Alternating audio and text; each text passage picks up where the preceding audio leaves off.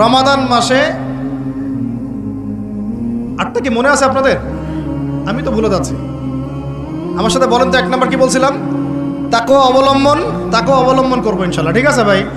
2 number কি বলছিলাম জানি? কোরআনের হক আদায় করা। 3 নাম্বার বেশি বেশি দোয়া করা। 4 নাম্বার কি বলেছিলাম?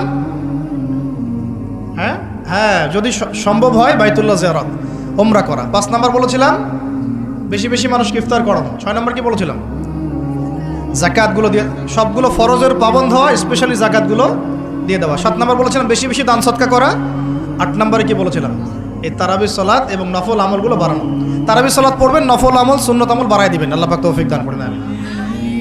9 নাম্বার বলতে চাচ্ছিলাম যে প্রত্যেকটা এলাকা থেকে, প্রত্যেকটা মসজিদ থেকে, প্রত্যেকটা মাদ্রাসা থেকে রমাদান মাসে বিনামূল্যে কোরআন শিক্ষার কার্যক্রম চালু করে। পারা যাবে ইনশাআল্লাহ? অন্তত আপনাদের এলাকা থেকে, এই এলাকার মসজিদ থেকে, এখানকার মাদ্রাসাগুলো থেকে বিনামূল্যে কোরআন শেখানোর কার্যক্রম করা যাবে না ইনশাআল্লাহ? নারী পুরুষ সবার জন্য উন্মুক্ত করে দেন, সবার ঘরে ঘরে কোরআন শিক্ষাটা পৌঁছে দেন। তাহলে আমরা ওস্তাদদেরকে হাদিয়া কিভাবে দিব? যারা শ্রম দিবেন, সময় দিবেন, আপনারা আপনাদের পকেট থেকে অর্থ বের করে কালেকশন করে ওস্তাদকে হাদিয়া দিবেন ইনশাআল্লাহ। এবং মানুষের জন্য ফ্রি করে দিবেন। তারা আসবে, শিখবে। এবং 1 মাসের মধ্যে কোরআন শেখানো যায় না, কিছুটা শেখানো যায় না, ওই অতটুকু শিখুক। আল্লাহ পাক ওই ওসিলায় যদি কবুল করেন, তাতেও তো ইনশাআল্লাহ আগামী দিনে তার জন্য কল্যাণ করা হতে পারে। আল্লাহ পাক আমাদের সবাইকে এই কথাগুলো বোঝার তৌফিক দান করেন।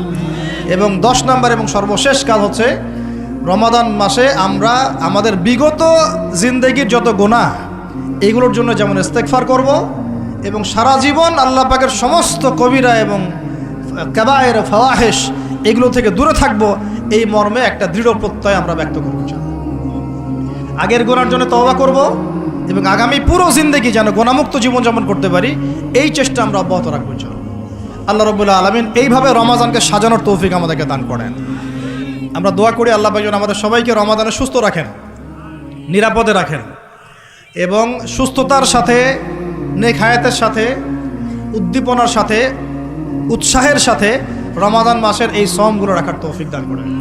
বেশি বেশি রমজান মাসে কোরআন তেলাওয়াত করার তৌফিক দান করেন, দান সাদাকা করার তৌফিক দান করেন, আমাদের মা বোনদেরকে খাস পর্দায় রাখার তৌফিক দান করেন, সমস্ত হারাম ছেড়ে দেওয়ার তৌফিক দান করেন, সমস্ত কবিরা গুনাহ ছেড়ে দেওয়ার তৌফিক দান করেন, ফরজগুলোকে মজবুতির সাথে ধরার তৌফিক দান করেন, সুন্নত এবং নফলের পাবন্ধ হওয়ার তৌফিক দান করেন, তারাবির সালাত এবং কিয়ামুল লাইল আদায় করার তৌফিক দান করেন, যদি সম্ভব হয় আল্লাহর ঘর জিয়ারতের তৌফিক দান করেন এবং বিগত জিন্দেগির সমস্ত গুনাহ থেকে পবিত্র হয়ে একটা গুনাহমুক্ত জীবনযাপন করার দৃঢ় প্রত্যয় ব্যক্ত করার তৌফিক আল্লাহ পাক আমাদেরকে রমজান মাসে দান করেন।